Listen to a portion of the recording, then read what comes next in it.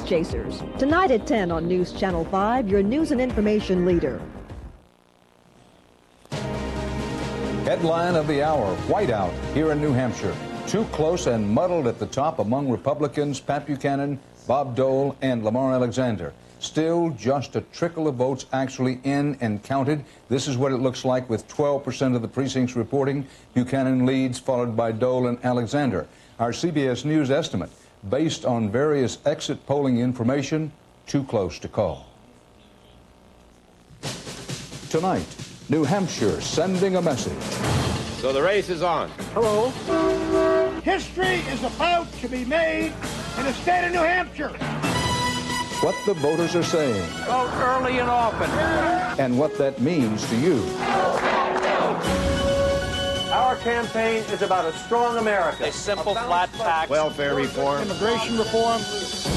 We take you beyond the numbers, inside the campaign. So we could do media from 5 to 5:40. Tons of people, they get to see it, it's sexy. Yeah. Raising money. I expect about $1 million in the next 10 days. And controversy. You cannot say Buchanan is a racist. And expectations. I'm looking forward to a Forbes presidency. The struggles. Excuse me, guys. Come on, we're going to get through here. And hopes. All my life has been a preparation for this moment. In a defining moment of Campaign 96.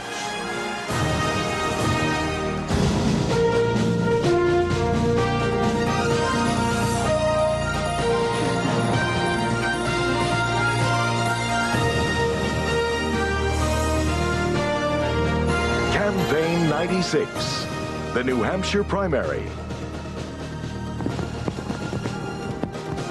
From CBS News headquarters in New Hampshire, here is Dan Rather. Good evening. Let's get right to the meat and substance on a very interesting political night. The storyline at this moment, CBS News estimates a very tight collision at the top in the Republican primary in New Hampshire. You're saying to me, well, who's ahead? We're telling you, we don't know. Three virtually tied at the top. With most of the polls closed now for an hour, Pat Buchanan and Bob Dole are clearly locked in a tight race for possible first place here in New Hampshire, as well as for the heart and mind of the Republican Party overall. And also still with a shot at first place is Lamar Alexander, the former Tennessee governor who bills himself as the alternative to both Buchanan and Dole. Steve Forbes, the multimillionaire businessman pushing his flat tax idea, has been pushed down. Forbes finishes fourth. And what could be a pivotal factor tonight, among undecided voters who said they didn't make up their minds until today, 38% said they voted for Bob Dole.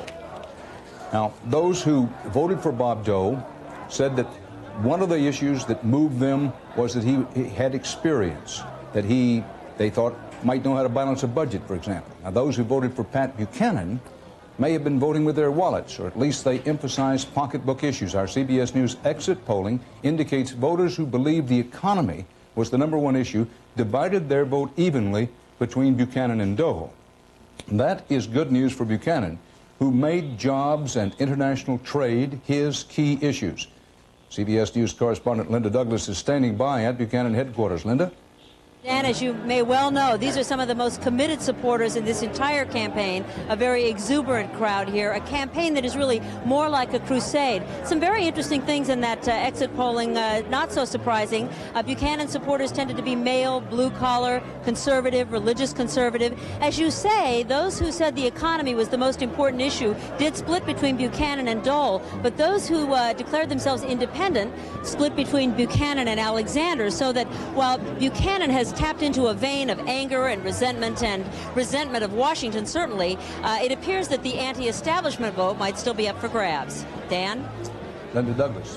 Now, for a closer look at why and how people voted, we turn to one of America's most experienced